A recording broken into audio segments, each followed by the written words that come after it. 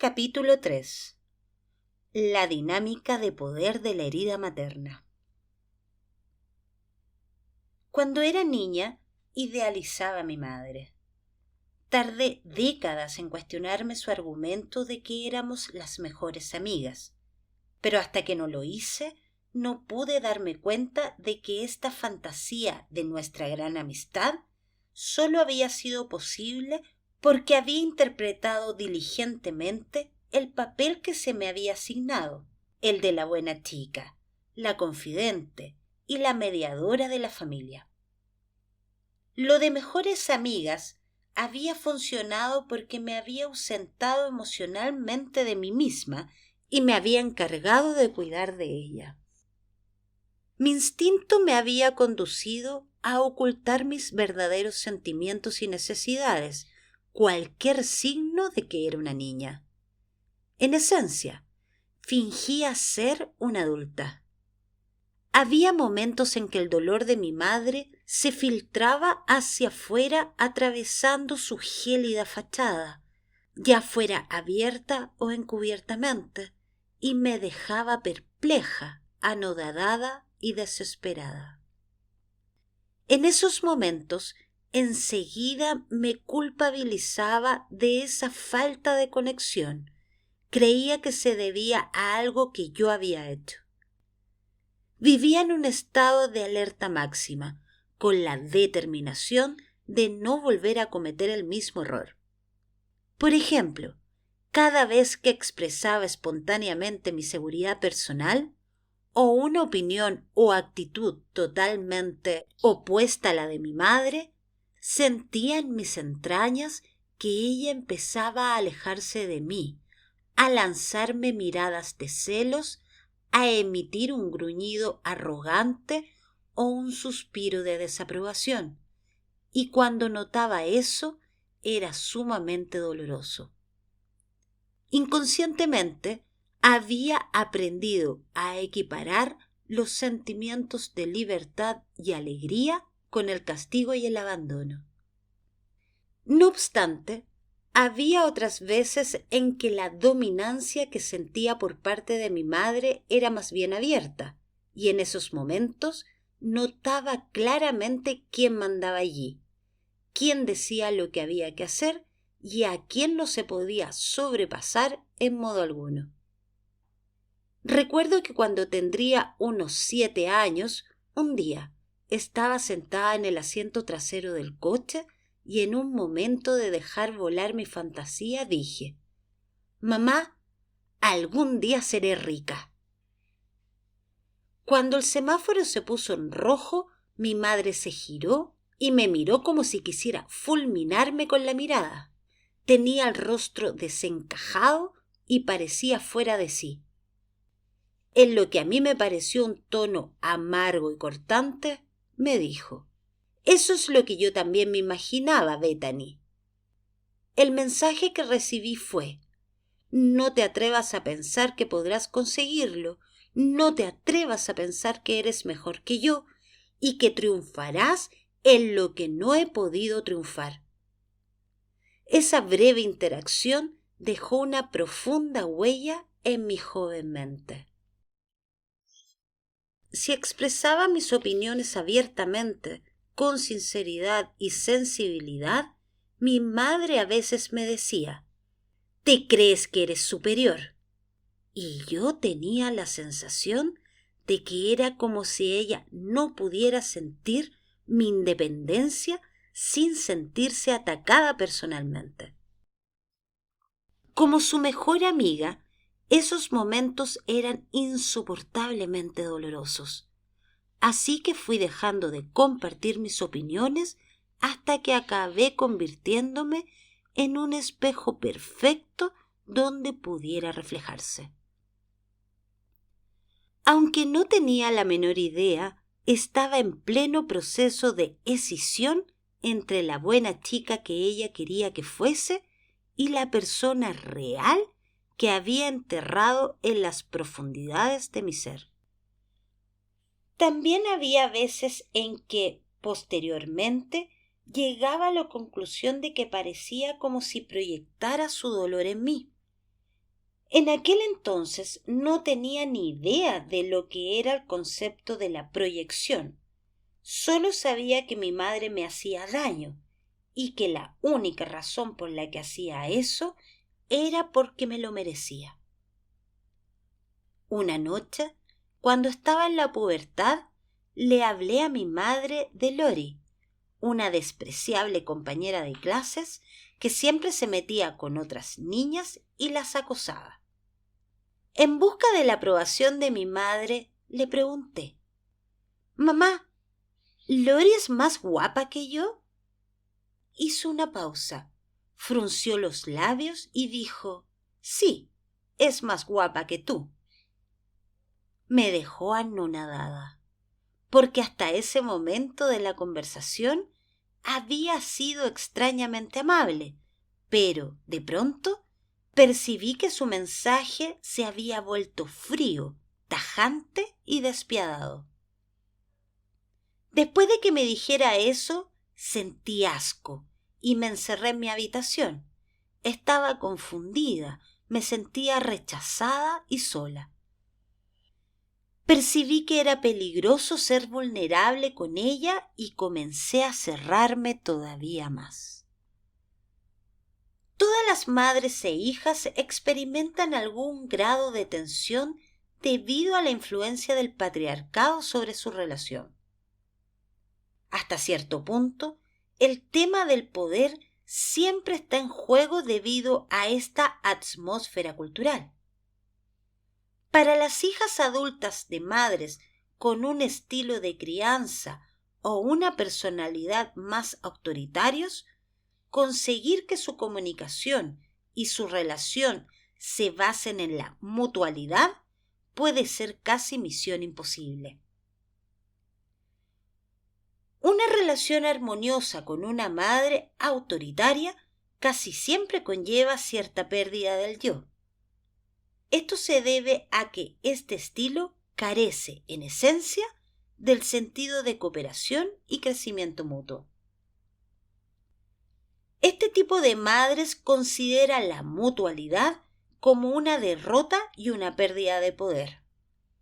Para acabarlo de arreglar, esta madre puede adoptar inesperadamente un tono autoritario cuando algo la hace saltar y, a veces, cuando se encuentra de mejor humor, actúa con una mutualidad también impredecible. El resultado es un refuerzo intermitente, la forma de refuerzo más poderoso en que la madre unas veces muestra empatía y afecto y otras, cuando algo le molesta, se vuelve controladora, hostil o tajante. Esta dinámica, siempre cambiante, mantiene a la hija en una montaña rusa emocional y propicia su inestabilidad interior. Patricia Evans, en su icónico libro El abuso verbal en las relaciones, menciona los dos tipos de poder que imperan en el mundo. Durante miles de años, el mundo ha funcionado bajo el concepto patriarcal de ostentar el poder sobre, es decir, la dominación de otras personas. Evans lo describe en el contexto de las relaciones verbalmente abusivas, en la que los hombres son los controladores, pero esta dinámica de poder también está presente en las relaciones entre madres e hijas y puede explicar muchas de las dinámicas dolorosas entre ellas. Cuando sienten que están hablando idiomas diferentes, que jamás resuelven nada y que dudan habitualmente de sus propias percepciones, aclarar la dinámica del poder que está en juego puede ayudarnos a comprender muchas cosas. Evans lo denomina poder sobre la realidad 1, que se caracteriza por la desigualdad, la competitividad, la manipulación, la hostilidad, el control y la negación. En este tipo de realidad, el sentimiento de seguridad se produce cuando uno está por encima de otro. existe una desconfianza inherente en la mutualidad y la vulnerabilidad. Con frecuencia, las personas que proceden de esta realidad experimentaron una herida profunda en su infancia, se vieron obligadas a desconectarse de sus propios sentimientos y los proyectaron sobre los demás. La mutualidad es una amenaza para su seguridad e identidad. Automáticamente experimentan la igualdad con otro ser humano como inferioridad. Las personas que viven en esta realidad no experimentan su poder personal porque están demasiado desconectadas de sus propios sentimientos, así que evitan los sentimientos de impotencia concentrándose en controlar y dominar a los demás. Ejercer el poder sobre alguien es un intento de crear poder personal, ese que viene de dentro. Ser vulnerables o pedir lo que quieren les da miedo porque incluye la posibilidad de ser rechazadas y tener que sentir los correspondientes sentimientos de decepción y humillación. Toman todas sus decisiones basándose en la necesidad involuntaria de invitar a afrontar sus sentimientos y las partes vulnerables de sí mismas, que tuvieron que abandonar para sobrevivir a su infancia. Viven en un estado de negación profunda de sus sentimientos y pueden distorsionar y confundir la realidad, volviendo locas a las personas que la rodean sin darse cuenta de lo que están haciendo. Esta realidad hace prácticamente imposible la existencia de una relación y comunicación saludables. El poder personal al que Evans denomina realidad 2 se caracteriza por surgir desde la igualdad, la colaboración, la reciprocidad, la voluntad, la proximidad y la aprobación. En esta realidad, el poder personal procede de estar conectada con tus propios sentimientos y de tener cierto grado de conexión con la propia vida. Se da por hecho que las dos personas están intentando crecer, ayudarse y mejorar la vida de la otra. La realidad 2 es una realidad compartida con los demás. Una persona sola no puede crear este tipo de relación de ayuda mutua con otra. Han de ser dos. Muchas veces las mujeres nos sentimos frustradas cuando hacemos todo lo que podemos para conectar con nuestra madre y no lo conseguimos. Lo cierto es que no podemos crear este tipo de relación mutua con nuestra madre si ésta vive principalmente en la realidad 1. Evans explica que el factor más importante para que las personas desarrollen la realidad 1 o la realidad 2 es que en su infancia hubiera un testigo adulto compasivo, alguien estable y afable, que estuviera presente emocionalmente y pudiera reconfortarlas en los momentos de aflicción emocional. El hecho de tener un adulto compasivo en los momentos difíciles ayuda a que la niña pueda seguir conectada consigo misma y desarrollar confianza en que puede soportar emociones conflictivas. Esto la prepara para que cuando sea adulta pueda desarrollar su poder personal. Las niñas que no tuvieron ese testigo compasivo y que experimentaron emociones traumáticas con poca o ninguna ayuda, es probable que ocultaran sus sentimientos dolorosos en su subconsciente, a fin de poder sobrevivir y que fueran reemplazados por la actitud de ejercer el poder sobre alguien que, en cierto modo, es un mecanismo de defensa. Por consiguiente, al no tener acceso a su poder personal, es más probable que terminen en la realidad 1, la orientación de dominancia y de ejercer poder sobre el mundo. La suposición letal. Uno de los factores que favorecen la perpetuación de la herida materna es la superposición cultural de que todas las madres se preocupan, colaboran, son amables, de buena fe y aprueban, es decir, la realidad 2. No obstante, nuestra madre es un ser humano que probablemente haya sufrido sus dosis de traumas, ya sean provocados por su propia familia como por ser mujer en una sociedad patriarcal. Ya menos que tuviera un testigo compasivo de su sufrimiento en la infancia, que la ayudara a acceder a sus sentimientos para que pudiera conectar con su poder personal, es posible que esté actuando desde la realidad 1, es decir, la manipulación, el dominio, las proyecciones, las distorsiones, los abusos y el control. Cuando una madre está desconectada de sus propios sentimientos, es posible que vea a su hija como una extensión de sí misma y que piense que es la culpable de sus propios sentimientos negativos, en vez de reconocer que la causa es el sufrimiento que ha reprimido lo más profundo de su subconsciente.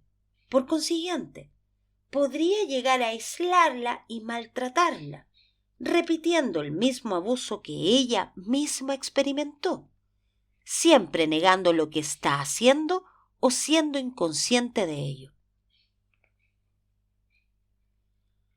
Pataletas maternas y madrepulación. La opresión patriarcal de las mujeres irá menguando paulatinamente a medida que éstas se responsabilicen de su propio sufrimiento y que las jóvenes se nieguen a seguir cargando con heridas que no son suyas.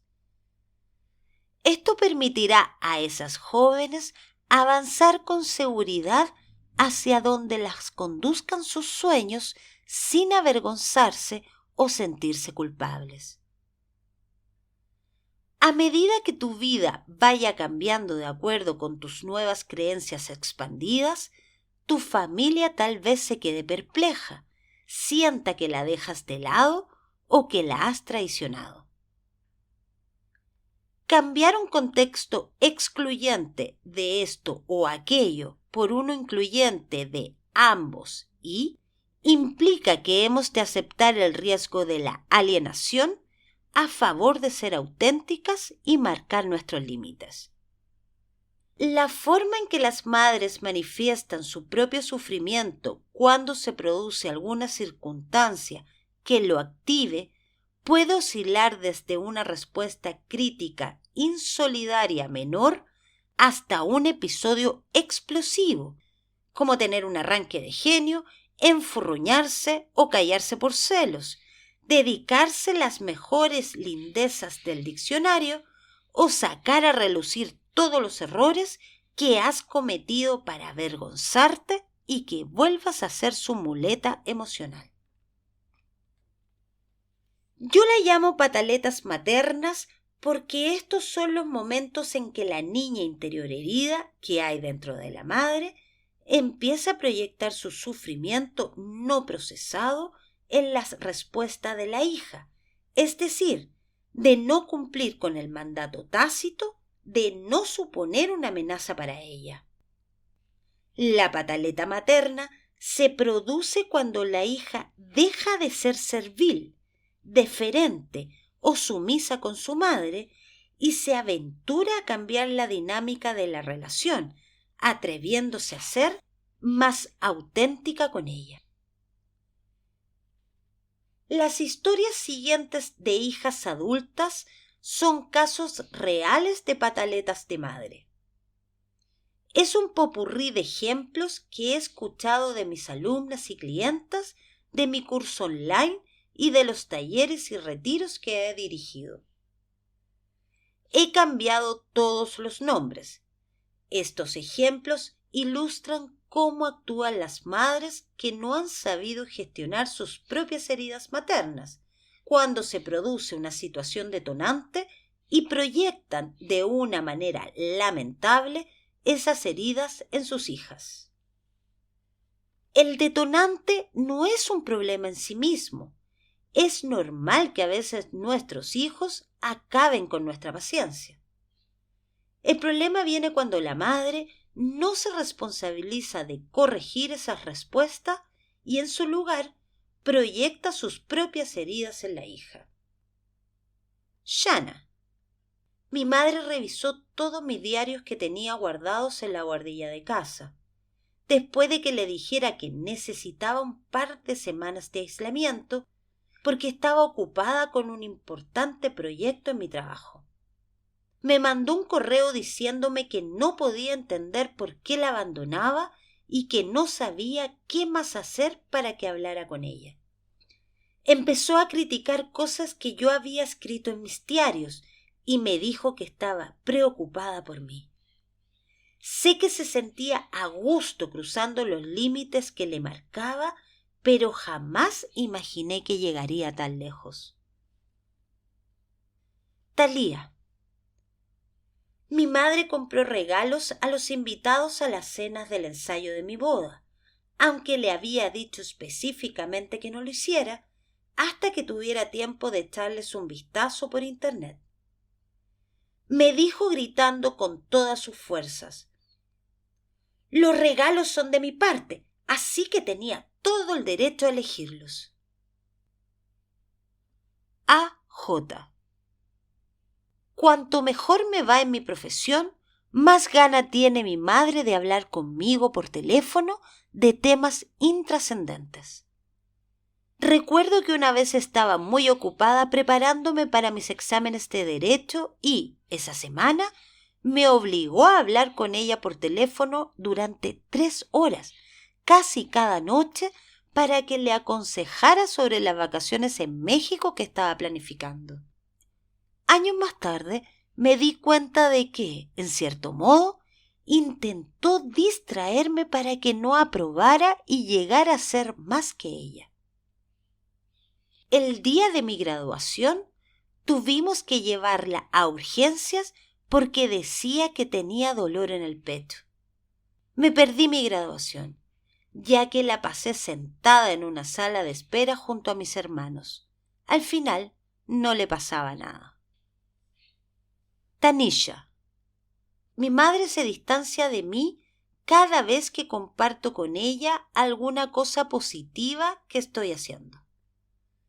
Enseguida cambia de tema como si no soportara mi actitud positiva.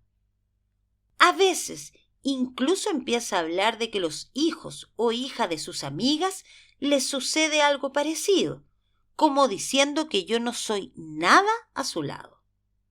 Es muy doloroso, aunque estoy segura de que es algo totalmente inconsciente por su parte. Olivia. Cada vez que veo a mi madre, tiene que hacerme algún comentario desagradable sobre mi aspecto. ¿Todavía vas a Weight Watchers? ¿Te has planchado esa blusa? ¿O llevas el pelo hecho un asco? Toma, peínate con mi peine. Estos comentarios infantiles hacen que me sienta como si tuviera 5 años. Lo irónico de este caso es que mi madre era alcohólica y yo la ayudaba a arreglarse para ir a trabajar, le planchaba la ropa, le daba el lápiz de labio y los calcetines. Es una negación total de mi experiencia de ser yo quien la apoyaba. De algún modo, mi presencia debería recordarle cuánto me ha fallado. Ni siquiera estoy segura de si realmente se acuerda. Me pregunto si sería capaz de cuidar de mí. Evitar su propio sufrimiento parece ser lo único que realmente le importa en la vida. Jordan. Cuando mi padre dejó a mi madre, yo era adolescente. Fue como si siempre hubiéramos sido las mejores amigas. Se quejaba de su vida y de lo sola que estaba. Me decía que era la única persona en el mundo que la entendía. Vivía con ella cuando iba a la universidad y si quería llevar a algún amigo a casa, se ponía pasivo-agresiva conmigo. Hacía cosas como manchar con lejía accidentalmente alguna de mis prendas favoritas.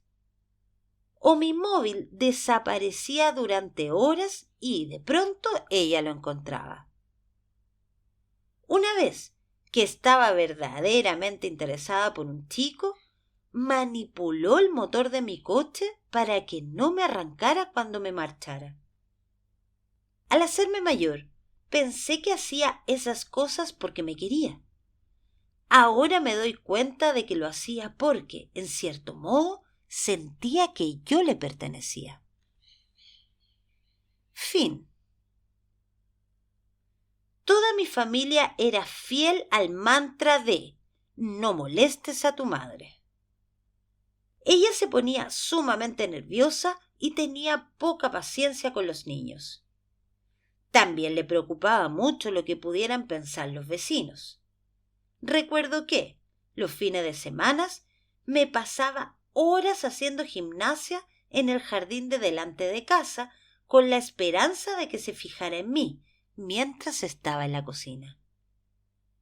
Otras veces veía cómo lo dejaba todo para pasarse horas charlando con las amigas a las que siempre criticaba. Yo estaba allí sentada escuchando sus conversaciones, sedienta de su atención emocional. Si se me ocurría manifestar mi tristeza o enfado, me respondía con un sarcástico ¿y ahora qué te pasa? Siento que me he pasado la mayor parte de mi niñez mirando de pie desde la ventana, esperando a que ella entrara en casa. Cuando estaba presente, no había ninguna conexión. Creo que para ella mis necesidades emocionales eran una gran carga. Brooke. Mi madre siempre sentía la necesidad de ser más guapa que yo. Cuando alguien me hacía un cumplido en su presencia, se acercaba pausadamente a la persona para captar su atención. Unas veces era tan sutil que nadie lo notaba, pero otras era vergonzosamente evidente para todo el mundo que estaba compitiendo contra mí. Jamás olvidaré el numerito que me montó en mi boda. Varias personas estaban comentando mi vestido y, de pronto, irrumpió en la conversación y le pidió a alguien en voz alta que la ayudara a abrocharse la pulsera. Consiguió que todos los invitados se fijaran en ella, mirándola con incredulidad, mientras se puso a contar una historia banal e irrelevante. Desde mi adolescencia le ha dado pánico que me convirtiera en el centro de atención. Destiny. A mi madre le encanta poner a mi marido de su parte y que luego nos peleemos. En todas las reuniones familiares encuentra la forma de flirtear con él de un modo casi imperceptible y él siempre cae. Antes que me dé cuenta, ya se han compinchado. Mi marido ha tardado mucho tiempo en darse cuenta de que lo estaba manipulando. Pero ahora está aprendiendo a reaccionar a tiempo y por más que mi madre intente aislarme y hacerme sentir que no soy lo bastante buena, no puede separarnos. Cualquier cosa puede ser motivo de crítica, porque me había salido la comida muy salada, porque la lavadora hacía demasiado ruido o porque todavía no me había comprado un coche nuevo. Siempre me encuentra alguna excusa para criticarme e induce a los demás a que cuestiones mis decisiones. Me vuelve loca. Elizabeth. Mi madre me envía correos breves y aparentemente benevolentes. Pero hay un tono de desaprobación que me saca de quicio. El mensaje de fondo es que ella es mejor madre que yo y que no sirvo para esto. ¿A qué hora salen los niños del colegio? ¿Has revisado su calendario escolar? Cuando respondo a su pregunta, siempre viene otra aclaratoria, como si no confiara en mí. ¿Tienen 4 días de fiesta? Estoy harta de tener que dar explicaciones hasta por las cosas más sencillas. Me agota. Mit. Mi madre me humilla delante de mis hijos y le permite hacer cosas que no quiero. Una vez le dijo a mi hija que estaba preocupada por mi salud mental. Es como si quisiera aliarse con sus nietas para rebajarme. Mis hijas me dijeron que ya no querían estar a solas con la abuela. Ahora lo entiendo. Pero yo pensaba que si no las dejaba estar con ella, la estaba privando de la presencia de su abuela. Por el contrario, las estaba poniendo en peligro al dejar que las cuidara. Esperaba que ser abuela suavizaría sus tendencias narcisistas, pero estaba equivocada. Claire. Mi padre y mi madre eran científicos. Nuestra casa siempre estaba llena de activistas, escritoras y académicos. Me acostaba tarde escuchándolos hablar. Mi madre estaba tan entusiasmada y abstraída en la casa que muchas veces se olvidaba de darme de comer o de bañarme. Como hija única, aprendí a asumirlo y a hacerlo todo por mí misma desde muy joven. Durante mi vida de adulta he tenido siempre problemas de depresión. Cada vez que nos vemos, albergo la esperanza de que haya algo que nos conecte. Pero siempre termina preguntándome, ¿por qué no puedes cooperar? ¿Qué te pasa? Y no sé por qué no puedes tener una vida normal como todos los hijos de mis amistades. Después de cada visita, necesito descansar varios días. Abby. Mi madre ejerció como madre soltera desde que yo tenía 2 años.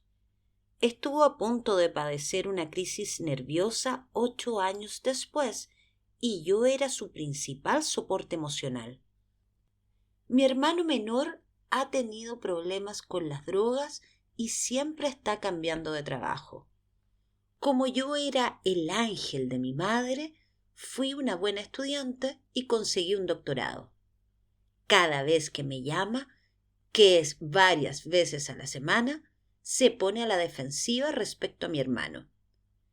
Él se ha ido a vivir con ella hace poco. Es como si estuvieran compinchados contra mí, aunque lo único que deseo es conectar con ella. Siempre intenta alejarme o, a la inversa, hace que me acerque a ella para herirme o humillarme de alguna manera.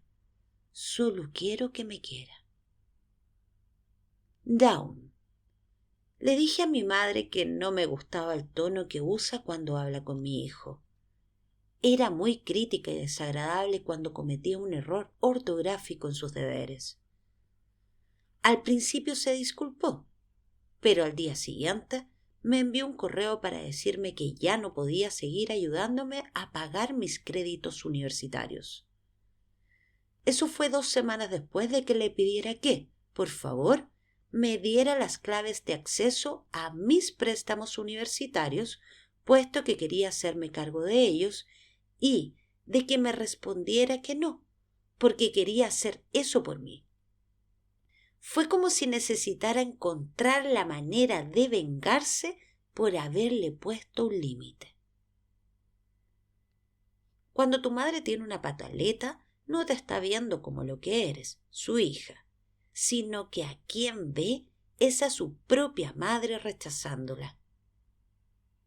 Esta es la razón por la que la interacción, aunque parezca inofensiva, puede encerrar un tono agresivo. Estás siendo testigo de la energía regresiva de la niña enfadada que tu madre todavía ha de integrar y sanar dentro de sí. Si entiendes esto, tal vez te ayudará a no tomarte la conducta de tu madre como algo personal. En realidad no tiene nada que ver contigo. Es normal que intentes ignorar o evitar por todos los medios que tu madre se enfade. Nadie quiere ser testigo de estas desagradables y dolorosas interacciones o estar sujeto a ellas. Y tu niña interior está aterrorizada por esta situación, puesto que probablemente reproduzca dinámicas dolorosas de tu infancia. De lo que se trata es de apoyar a esa niña interior y tener bien claro que aunque de pequeña no te sintieras a salvo emocionalmente, ahora eres una adulta capaz de ayudarla en esta experiencia. Sobrevivirás a la rabieta y estar preparada emocionalmente para las consecuencias de que tu madre se enfade te liberará.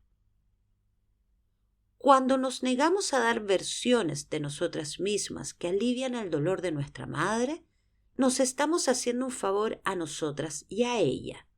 Ceder a su manipulación solo prolonga su sufrimiento y pospone su sanación. ¿Cómo reconocer la madrepulación?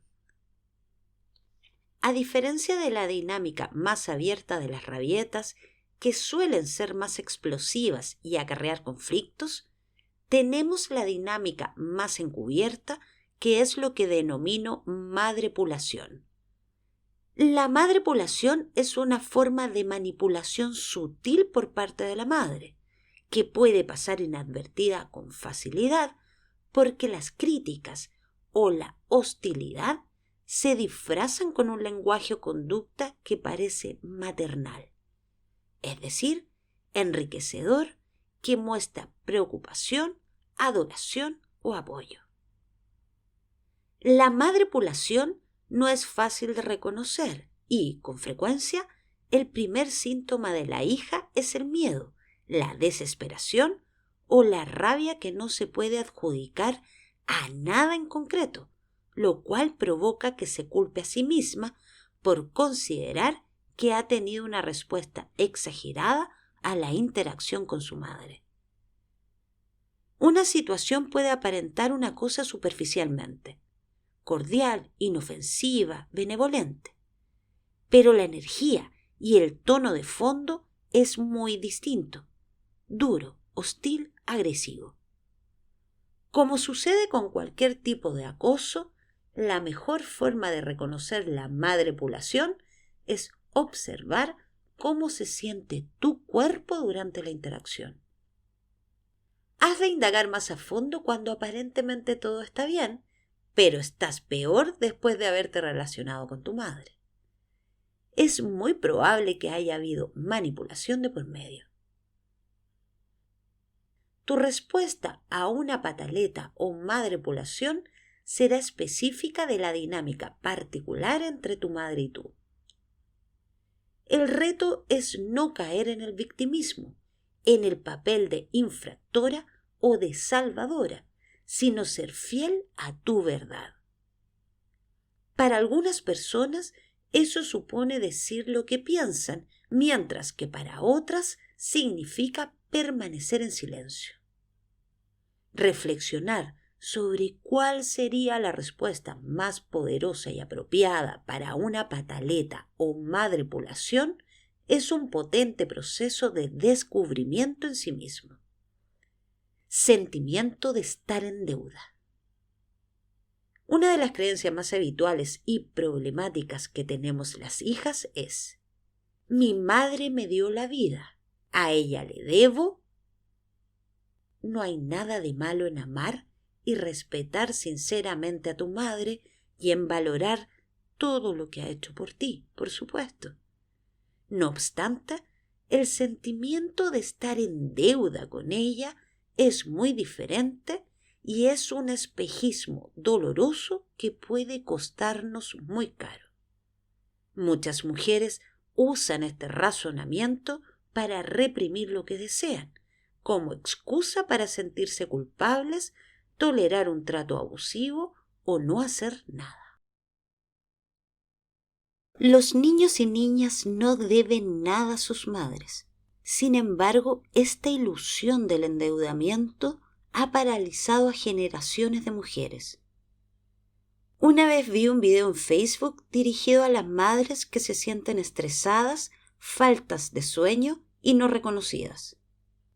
La frase final era: mira a tus hijos a los ojos y date cuenta de que importas. Cada una de las frases exponía cómo ensalza el niño a la madre, dando a entender que esto debería bastarnos para soportar cualquier cosa. El video se basaba en que a la madre le bastaba con mirar los ojos de su hijo para sentir que su esfuerzo valía la pena. Me resultó extraño que no mencionara el apoyo de los amigos, de la pareja o de la comunidad para que las mujeres pudiéramos superar estas etapas difíciles de la maternidad. No hacía alusión alguna a preocuparse de sí mismas. No ayudaba a que las mujeres se vieran como personas capaces e importantes. Sencillamente decía a las madres que miraran en una dirección para encontrar apreciación y sentido a los ojos de su hijo. A simple vista puede parecer un video bastante inofensivo, con la intención de honrar al incesante trabajo de las madres. Tenía miles de likes, pero a mí me pareció inquietante por muchas razones. Para las madres es una forma de perpetuar la ilusión de que la aprobación de nuestros hijos debería bastarnos para soportar el monstruosamente interminable, ingrato y aislante trabajo de la maternidad en el mundo moderno. Y esto predispone a la hija a tener que soportar la carga emocional de los esfuerzos que hizo su madre y aprender a asumir la responsabilidad de cuidadora emocional. La predispone a sentir que se ha de convertir en una versión de su madre para protegerla de su sufrimiento. Esa creencia es como un veneno que puede deteriorar el concepto que la hija tiene de sí misma y su capacidad para entablar relaciones duraderas y saludables con los demás.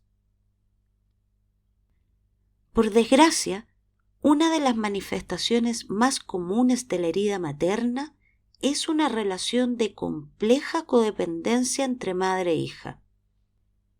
Retratos como el del video que he mencionado refuerzan esta nociva y compleja dependencia como amor de madre normal. Una hija no tiene que ser la salvadora de su madre, su espejo, su terapeuta o la única razón de su existencia. La responsabilidad de la madre como adulta es conseguir el apoyo que necesita de otros adultos, incluidos terapeutas, cónyuge, pareja, comunidad, instituciones, etc. El bienestar de la madre no es responsabilidad de la hija. Una madre que espera un trabajo emocional por parte de su hija la convierte en rehén de su propio dolor. Con frecuencia, si este patrón empieza en la infancia, seguirá hasta que la hija se convierte en adulta y le creará indecisión, sentimiento de culpa, rabia reprimida, síndrome de la impostora y relaciones problemáticas, entre otros síntomas. Nuestra cultura, con su hostilidad hacia las mujeres, con la reducción del acceso a los servicios de control de la natalidad, la brecha salarial, la falta de buenas bajas maternales y la violencia de género contra las mujeres, al igual que con otras barreras sistémicas como el racismo institucional, aísla a la madre y coacciona a la hija para asumir la carga emocional de proporcionarle aprobación ante la ausencia de apoyo del cónyuge, de otros adultos, de las instituciones y de la sociedad en general. Ese es un vacío que una hija jamás podrá llenar. A las hijas se les pide que recojan el testigo de la falta de respeto y de ayuda emocional que sufren las madres en esta sociedad. Esta les dice a las madres que sus hijos deberían ser suficiente recompensa en sí mismos y las avergüenza cuando no son plenamente felices. El sufrimiento de nuestra madre nos es transmitido desde dos fuentes principales. 1. El grado de trauma o abusos heredado que experimentó en su familia, que puede transmitir inconscientemente hasta cierto punto. 2. La herida materna cultural. El sufrimiento de ser mujer en esta cultura y cómo se traspasa ese dolor de generación en generación. La culminación de muchos factores puede hacer que la niña se sienta en deuda con su madre. 1. La lealtad natural que sienten todas las hijas hacia sus madres. 2. Ver que tu madre está sufriendo y que nadie la ayuda, a la vez que sabes que ella es esencial para tu supervivencia. 3.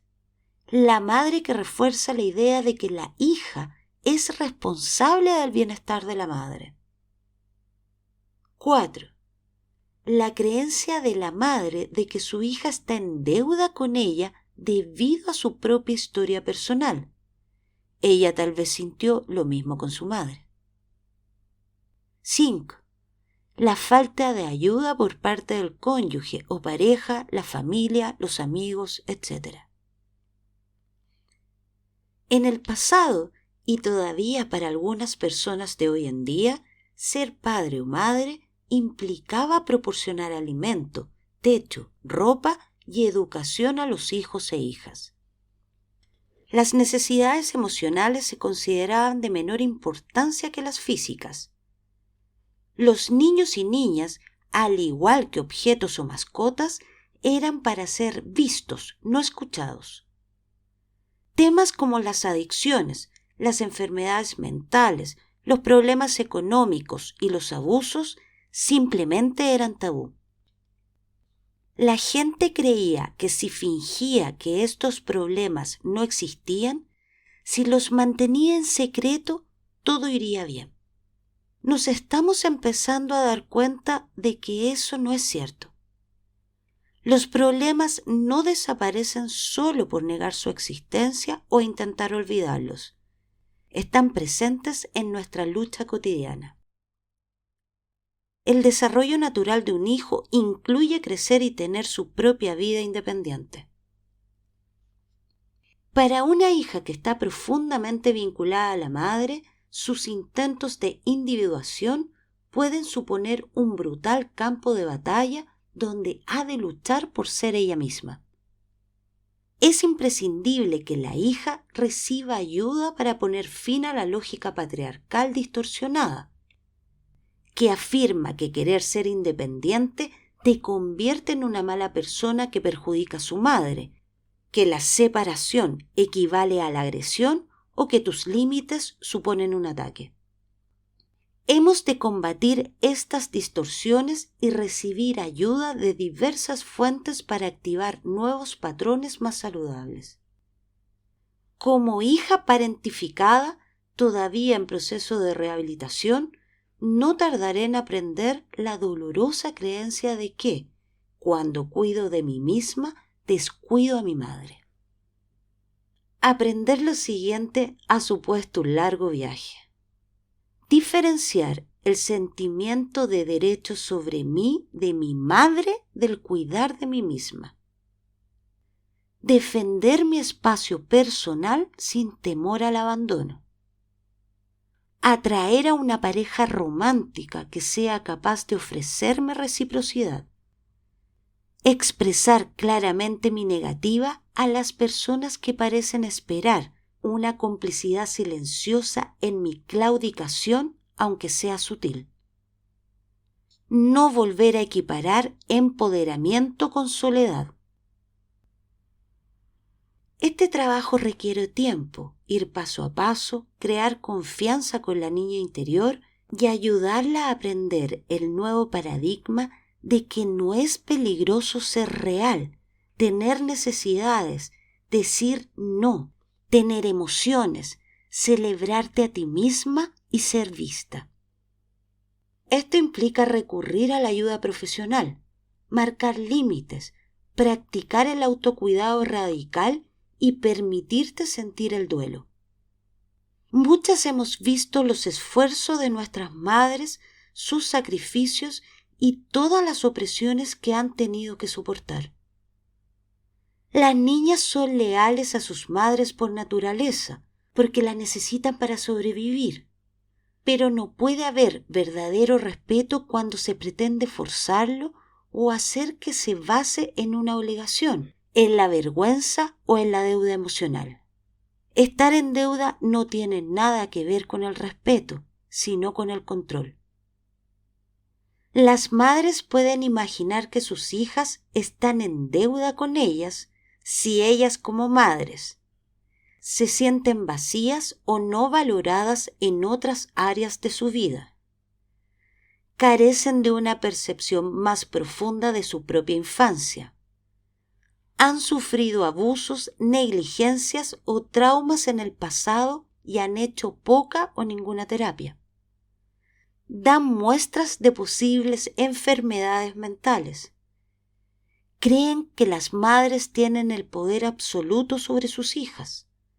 Tienen un estilo de crianza autoritario. Las madres que están a favor de todo esto normalmente no son conscientes de lo que están haciendo. Es importante para las hijas recibir apoyo y marcar unos límites saludables con su madre. La asombrosa cantidad de amor y esfuerzo físico y emocional que ofrece una madre merece su debido respeto, admiración y lugar sagrado en nuestra sociedad, pero continuará estando devaluado y siendo relativamente invisible mientras las madres sigan interpretando la dañina dinámica de esperar que sus hijas sean sus espejos, sus salvadoras y su razón para vivir. Y la maternidad seguirá siendo menospreciada, siempre y cuando la sociedad devalúe a las mujeres e induzca a las hijas a tomar el relevo de sus madres. Hemos de ser conscientes de las múltiples formas en que el patriarcado exprime a nuestras madres y de cómo esa explotación es transmitida a sus hijas, cuya consecuencia es que todas estamos afectadas en mayor o menor medida. Se han hecho muchas concesiones bajo la convicción de estoy en deuda con mi madre. Maltratos emocionales y físicos, negligencias, silencio forzoso y otros traumas. Mucho se ha reprimido bajo el lamento de estoy en deuda con mi madre. Mujeres a las que les enseñaron que ser ellas mismas hería a sus seres queridos, han dejado pasar verdaderos deseos, potencial, sueños, inspiración, abundancia, riqueza y muchas otras cosas. Madres con carencias emocionales que siguen fomentando esta dinámica roban la fuerza vital de sus hijas y se alimentan con ella como si fuera suya. A continuación hay algunos ejemplos de mensajes tácitos de las madres con una mentalidad patriarcal. Cuando te sientes plena, grande y auténtica, estás siendo desagradecida. Cuando sufres, me estás honrando porque así te das cuenta de cuánto he sufrido al traerte a este mundo. Soy tu madre y me has de respetar aunque te denigre o te maltrate. Cuando alcanzas tus metas, haces que me sienta inferior. Pronto empieza la asociación entre estar a salvo y no suponer una amenaza. Para muchas mujeres, una de las cosas más difíciles es permitir que su madre aprenda sus propias lecciones dolorosas y tenga su propio proceso de sanación. Me refiero a dejar de fingir en su presencia para complacerla y ser tú misma cuando estás con ella, aunque no le guste. Implica permitir que tu madre exprese su desaprobación sobre tu autenticidad sin que ello te desoriente y sin que suponga un enfrentamiento con ella. No eres una mala hija por dejar que tu madre aprenda sus propias lecciones y afronte sus retos, sin que tengas que ir corriendo a resolverlos. En el mejor de los casos, dejar que tu madre afronte sus propias lecciones y problemas dolorosos puede incrementar el sufrimiento necesario para propiciar una auténtica sanación interior, pero solo si la madre está abierta y dispuesta a crecer. Por desgracia, algunas madres no están dispuestas, en modo alguno, a hacer el trabajo duro de sanar sus heridas y prefieren responsabilizar a sus hijas de ellas.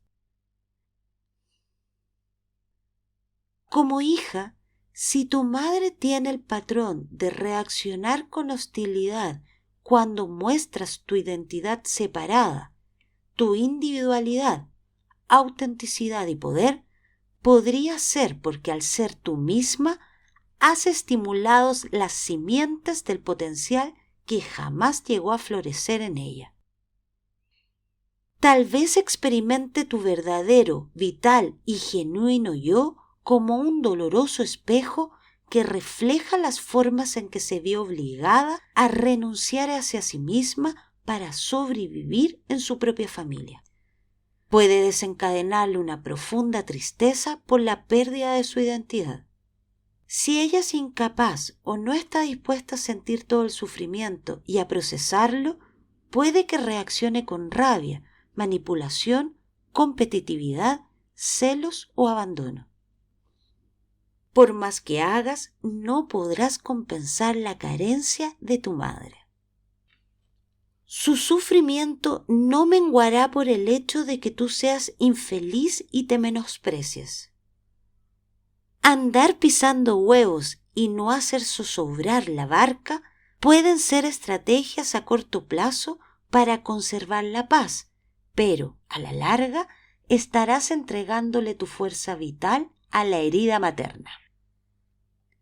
Es una forma de renunciar a tu poder. No le debes nada a tu madre. Tu infelicidad e insatisfacción nunca podrán compensar sus heridas abiertas y sus esfuerzos. Ella es la única que podrá actuar como corresponda para cambiar su situación. Cuando cuidamos emocionalmente de nuestra madre autosaboteándonos, en realidad estamos impidiendo su sanación, porque nos hacemos cómplices de sus fantasías. Y paramos indefinidamente nuestra vida a la espera de su aprobación que no llegará jamás. La experiencia que rompe este patrón es darnos cuenta de que podemos sobrevivir al rechazo de nuestra madre. Para una mente adulta intelectual, esto puede parecer una obviedad, pero para tu niña interior o para las áreas emocionales y primitivas del cerebro, el rechazo de la madre sigue siendo muy peligroso y arriesgado.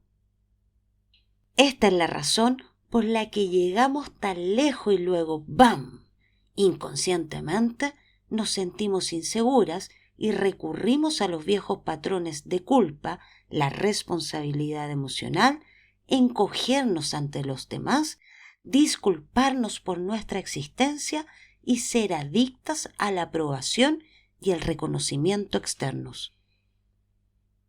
Sentirse inferior y estar estancada no es agradable, pero para nuestra niña interior es seguro.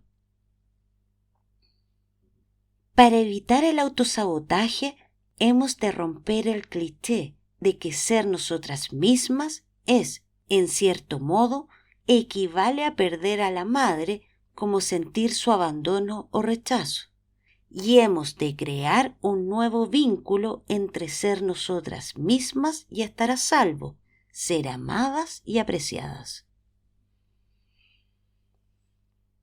La separación emocional entre la madre y la hija es necesaria para que ambas puedan florecer como personas y entablar una conexión auténtica y provechosa entre ellas.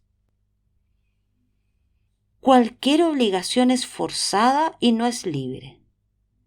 No se basa en una verdadera conexión, es una transacción.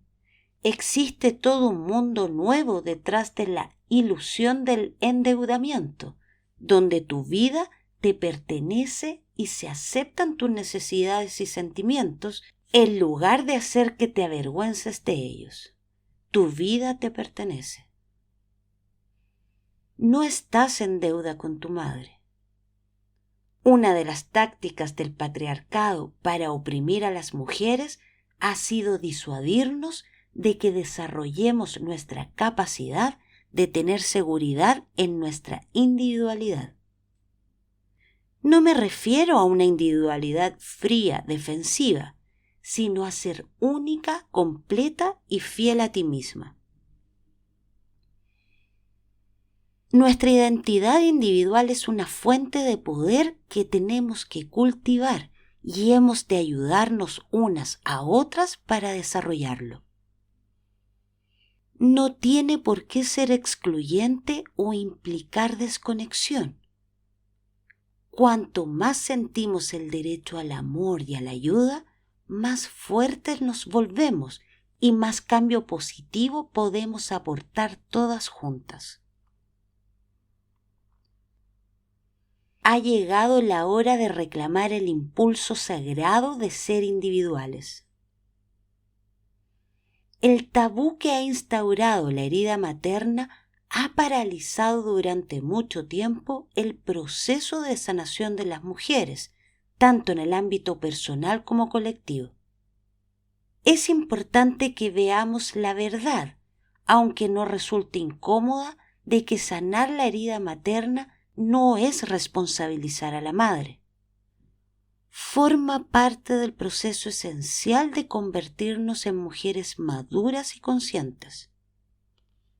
De hecho, sanar la herida materna y dejar de transmitirla a la siguiente generación es la máxima expresión de la madurez y la responsabilidad personal. Cuando la compasión por tu madre no te deja evolucionar. El impacto que tienen las ideas patriarcales de una madre sobre el desarrollo personal y el proceso de individuación de una hija es especialmente destructivo. La negación de una madre de su propio sufrimiento es lo que hace que la herida materna no se cierre. Las hijas tienden más a ver a la madre como una víctima de sus sueños no realizados, de la falta de oportunidades o de haber sufrido el menosprecio de los hombres que los hijos varones. Puesto que la hija se compadece de la situación de la madre, es más fácil que adopte su dolor como propio, creando una serie de vínculos tóxicos que le impiden directamente evolucionar en su vida. Cuanto más inconscientes e intensas son las heridas abiertas de la madre, más amenazada se sentirá por la individualidad y separación de la hija.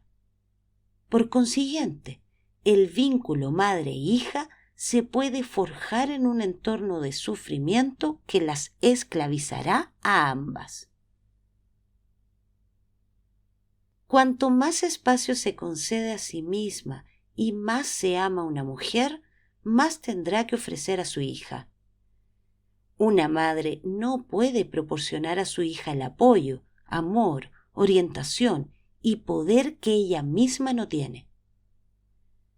Si una mujer carece de ese modelo saludable de amarse a sí misma que ha de ofrecerle su madre, tendrá que buscarlo en otra parte.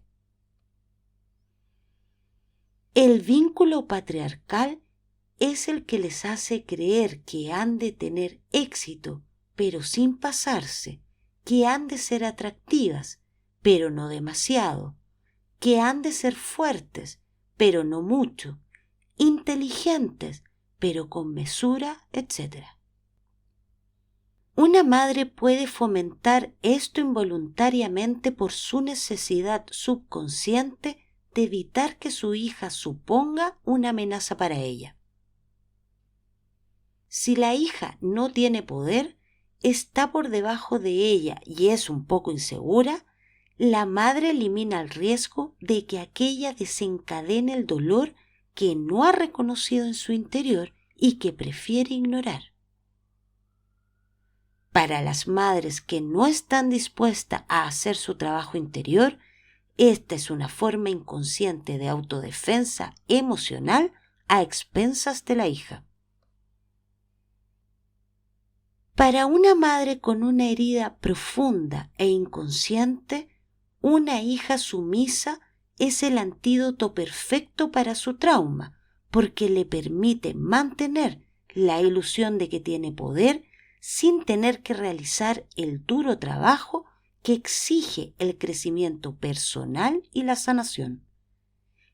Si la hija es fuerte, está floreciendo, es feliz y se siente realizada, la madre herida probablemente deberá enfrentarse a la tarea de confrontar su propio sufrimiento.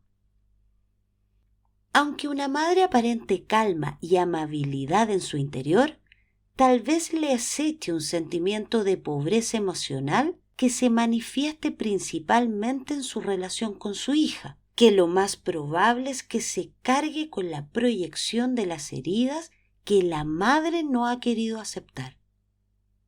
En ambos casos, el mensaje tácito para la hija es: tu empoderamiento es inaceptable.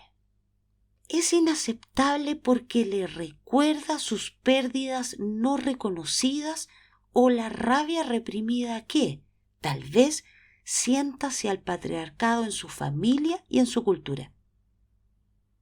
La madre quizás experimente el poder personal de la hija como una traición, un rechazo personal o un desprecio. Tal vez, sin darse cuenta, la presione para atenuar su voz, minimizar su sufrimiento, restringir sus ambiciones o que se conforme con menos, como debió de ser presionada ella de joven. Una hija fuerte supone un estímulo para que las heridas abiertas de la madre salgan a la luz y pueda sanarlas. La madre herida podría confundir el dolor que siente en presencia de su hija con que ésta sea la responsable de ese dolor y no se dé cuenta de que ese sufrimiento siempre ha estado presente y le pertenece a ella en exclusiva, a la madre. Bajo esta perspectiva, la hija le está haciendo un favor a la madre. Su luz pone al descubierto las sombras de la madre y le muestra el siguiente paso en su sanación. Si la madre tiene una buena actitud, verá este regalo más fácilmente. Pero si no es consciente, si su herida es profunda y está bloqueada, lo más probable es que lo vea como una justificación para emprenderla contra su hija, abierta o encubiertamente. Estos son algunos ejemplos de los juegos de poder patriarcales de las madres. La hija es utilizada como vertedero emocional. La madre es una irresponsable, pero utiliza a la hija como instrumento narcisista para llamar la atención. A la madre no le interesa su hija si ésta no está de acuerdo con sus opiniones, o está conmigo o está contra mí. Pataletas, hostilidad abierta, acoso, ataques de ira, desplantes, violencia física.